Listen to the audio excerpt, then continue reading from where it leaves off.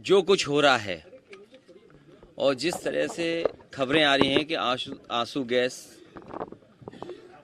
और उससे पहले किसानों को रोकने के लिए, आंदोलन को खत्म करने के लिए कीलों से लेकर के न जाने क्या क्या दीवारें तक खड़ी की गई और प्रशासन के माध्यम से जो सरकार कर सकती थी वो सरकार कर रही है।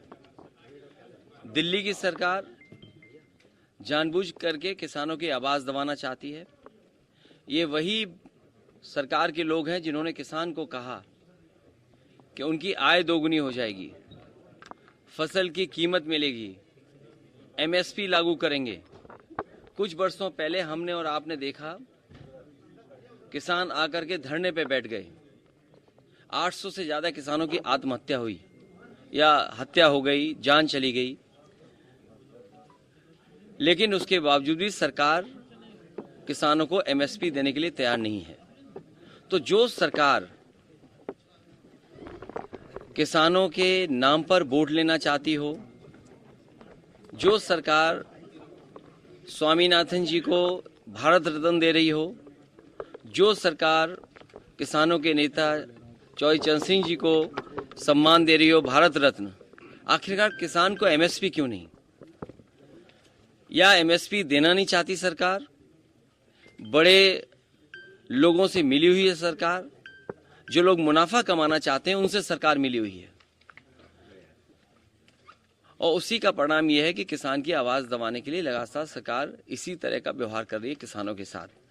आने वाले चुनाव में जो 2024 को होने जा रहा है, देश की जनता भारतीय जनता पार्टी को हटा देगी। ये पेपर लीक कोई पहला नहीं हुआ है। इस सरकार में कोई भी परीक्षा होगी, बिना पेपर लीक के परीक्षा पूरी नहीं हुई है। सवाल पेपर लीक का तो है ही, लेकिन उसके साथ साथ जो संस्थाएं पेपर कराती हैं और जिन संस्थाओं पे ये जांच चली जाती है, जब पहला पेपर लीक हुआ होगा तो ये किसने जांच की?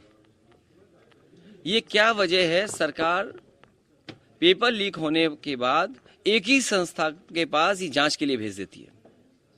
सर, प्रधानमंत्री आज अबू धाबी 2 दिन के लिए निकले हैं, कल सर वहाँ मंदिर का उद्घाटन करेंगे, क्या कहेंगे?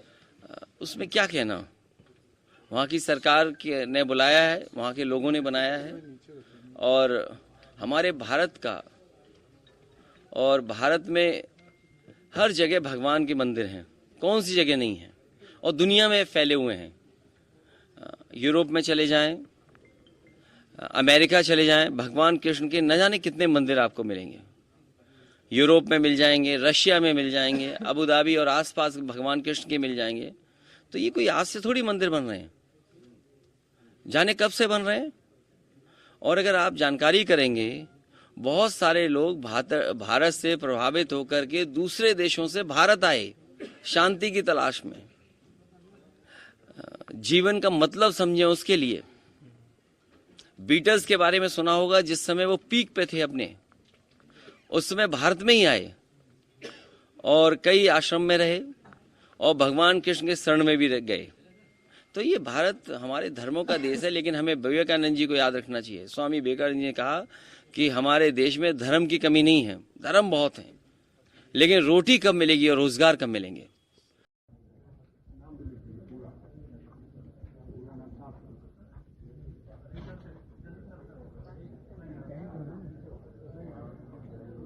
अच्छा।